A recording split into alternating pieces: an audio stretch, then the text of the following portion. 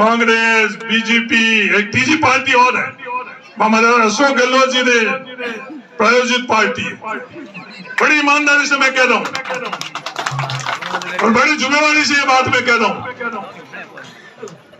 वो हमारे सम्माननीय माननीय मुख्यमंत्री अशोक गहलोत जी की प्रायोजित पार्टी है।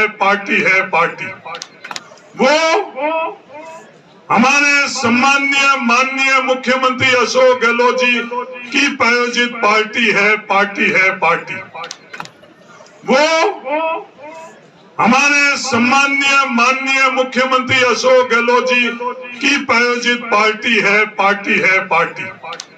जब तो आपने कहा भापड़ो पद्माराम ठीक ही थो, वो आकर के हैंग ही करता।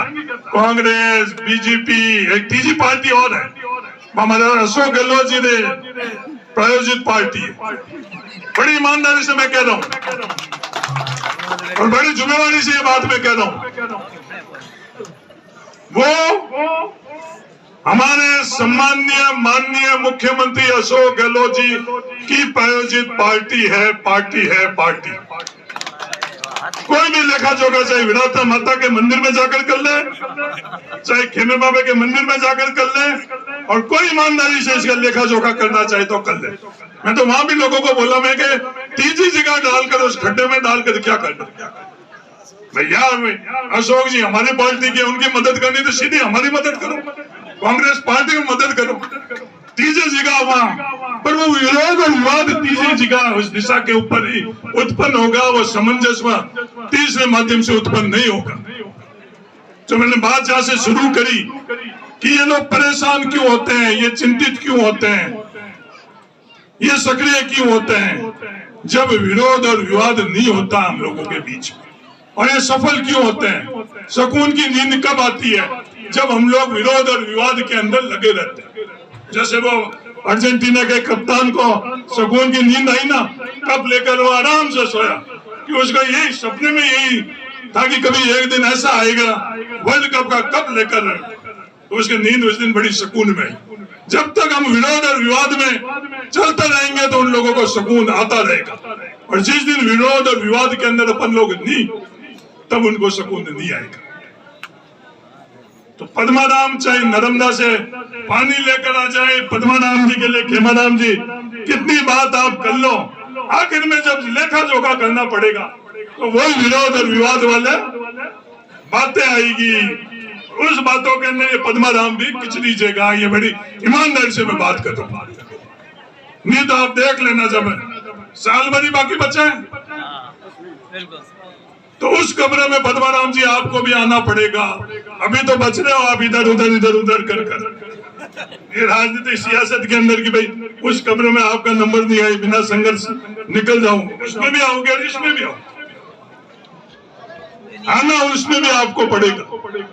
वो आना इसलिए पड़ेगा क्योंकि हम लोगों का जो पैमाना है वो पैमाना ही कहीं ना कहीं हम लोग तय और कोई करता है, लागू हमारे माध्यम से होता है, हमें पता ही नहीं चलता कि हमारे माध्यम से लागू हो रहा है।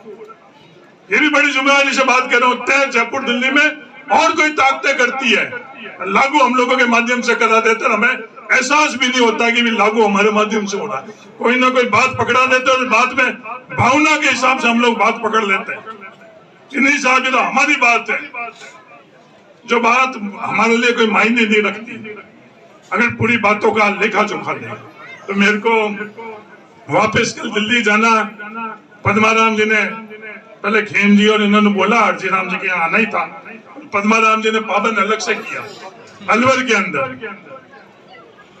कि आपको आना ही पड़ेगा। मैं कहा मैं आऊंगा तो कुछ सच्ची बात कर लूंगा, सच्ची बात कहना तो कड़वा लगेगा, क्योंकि मुझे ये समझ में आ गया क्या उससे अंतिम पड़ाव वही है। समय समय के अंदर वो रामदान जी ने भी देख लिया अंतिम पड़ाव, गंगाराम जी ने भी देख लिया, कर्नल सोनाराम जी ने देख लिया, हेमाराम जी उस पड़ाव के अंदर उस दौर में चल रहे हैं। तो हरीश चौधरी इतना कोई समझदार और ताकतवर नहीं है, इस अंतिम पड़ाव से हरीश चौधरी बच सके। तो संघर्ष करते करते उस जगह पहुंचे या कोई डर से उस संघर्ष में नहीं पहुंचे, तय सिर्फ हरीश चौधरी को ये करना है। इनसे ज्यादा योग्य, इनसे ज्यादा समझदार मैं नहीं। तो मैंने ये तय किया कि वो संघर्ष करते करते उस जगह पहुंचना ठीक है, होना है वो तो होगा ही होगा। तो मेरे आगे एक दिन था, छोटा सा खेत है भाई, तू पहले तो बाड़मेर जैसलमेर पूरा था, तो अपनी खुद का खेत, दाढ़ी तो बचानी पड़ती। अकबर ने बीरबल से पूछा कि तेरी दाढ़ी में आग लगे और मेरी दाढ़ी में आग लगे, बीरबल बोल क्या करेगा? तो बीरबल ने बोला जा बना, कहा आपकी बेशकीमती दाढ़ी और कहा मेरे नाजीज की हल्की फुल्की दाढ़ी। ये कोई सवाल ही नहीं उठता है। अकबर ने बोला ना, इधर उधर की बात नहीं कर, सीधे उत्तर दे क्या करेगा? तो बीरबल ने कहा साहब जा बना, पहले मेरी हल्की फुल्की दाढ़ी है, इसके चप्पल के देकर बुझाऊंगा, फिर बेशकीमती दाढ़ी आपका। उसके इसलिए भाई तुम्हें भी, मेरे चित्र के पार में भी कार्यक्रम है, वो जल्दबाजी है, वरना मैं और यहाँ की जो बातें जो हम लोगों के साथ हो रहा है वो परिवार के अंदर और बताऊंगा। अगली बार कहीं पद्माराम जी चौटन बुलाएंगे तब बाकी सब बातों का खुलासा और करेंगे कि क्या क्या चीजें हो रही है इस व्यवस्था में। आप सब लोगों ने बुलाया उसके लिए तहे दिल से धन्यवाद। अंत में जागृत रहेंगे तो आगे बढ़ेंगे, और जागृत नहीं रहेंगे तो सपने लेने छोड़ दो किसानों, सपने लेने छोड़ दो, ये घर की बात है। धन्यवाद। जय हिंद।